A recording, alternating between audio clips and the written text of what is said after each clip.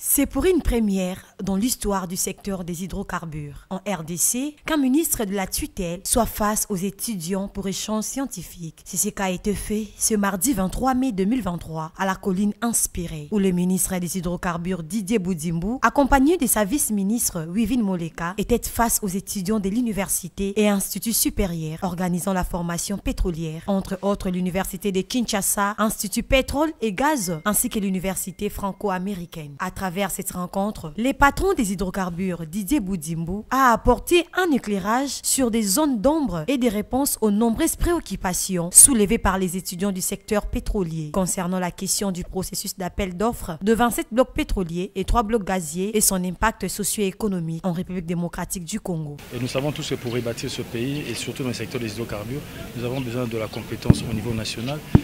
Et d'où nous avons besoin de pouvoir les motiver, de discuter avec eux et de leur dire que ce gouvernement est avec eux, il va marcher avec eux. Positif parce que je vois que j'ai vu qu'ils ont l'amour de leur pays, ils ont la passion de leur formation, de ce qu'ils ont choisi comme métier. Et je pense qu'ils pourront relever le défi, après nous ils vont bien le faire.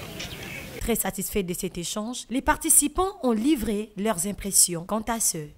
Son Excellence Maître Didier Boudimbo, ministre des hydrocarbures, a encore montré à la face du monde et à toute la population congolaise son attachement à la jeunesse. Et nous sommes très reconnaissants pour son amour, pour son encadrement et pour tout ce qu'il fait pour la jeunesse congolaise. Aujourd'hui, il s'agissait de parler sur l'impact socio-économique d'exploitation des blocs pétroliers, gaziers. Vous voyez, donc les étudiants étaient face à un décideur, à un ministre, celui-là même qui applique la politique nationale de la gestion des hydrocarbures dans notre pays.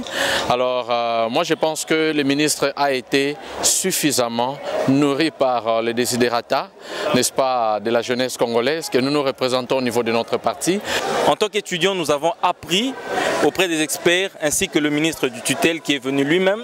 C'était un moment historique, un moment de joie et la première fois en tout cas en RD Congo qu'un ministre des hydrocarbures rencontre les étudiants et tous les étudiants, c'est-à-dire IPG, UFA, Unikin rassemblés devant le ministre du tutelle et c'était vraiment un moment fort, un moment historique et nous avons vraiment un sentiment de satisfaction. Signalons que les étudiants de l'Unikin de la faculté du pétrole et gaz ont décerné au ministre un trophée de l'homme qui rassure et donne de l'espoir aux étudiants de persévérer dans ces secteurs également un portrait. Le CEPG a à son tour remis au ministre des hydrocarbures les trophées dénommés génie pétrolier pour son implication dans la valorisation des ressources pétrolières et gazières de la RDC.